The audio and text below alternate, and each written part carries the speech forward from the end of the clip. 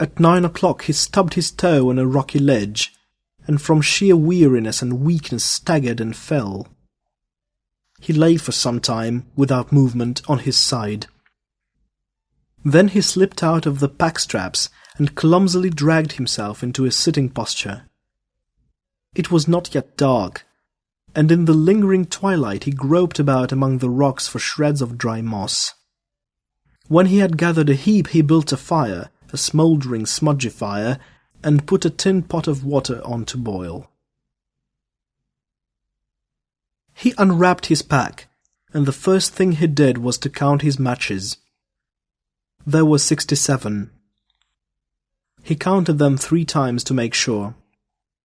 He divided them into several portions, wrapping them in oil paper, disposing of one bunch in his empty tobacco pouch, of another bunch in the inside band of his battered head, of a third bunch under his shirt on the chest.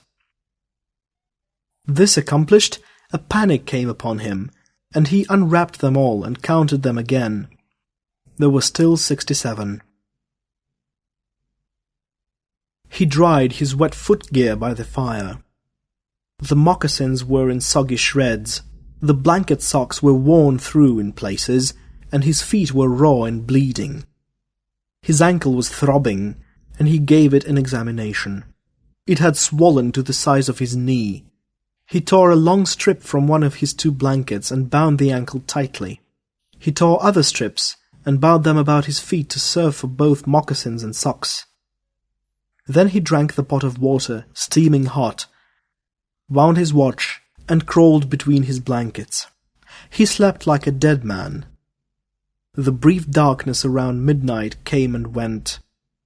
The sun arose in the northeast, at least the day dawned in that quarter, for the sun was hidden by grey clouds. At 6 o'clock he awoke, quietly lying on his back. He gazed straight up into the grey sky and knew that he was hungry.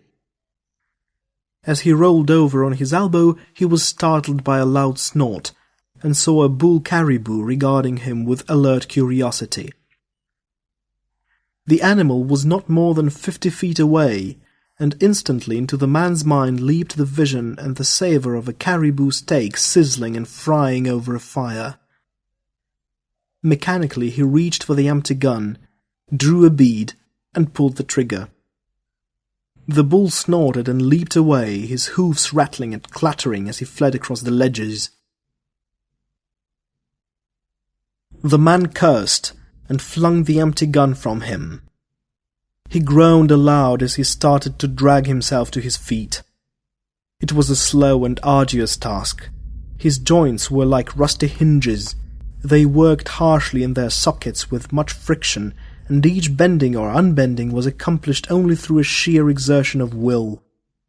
When he finally gained his feet, another minute or so was consumed in straightening up, so that he could stand erect as a man should stand.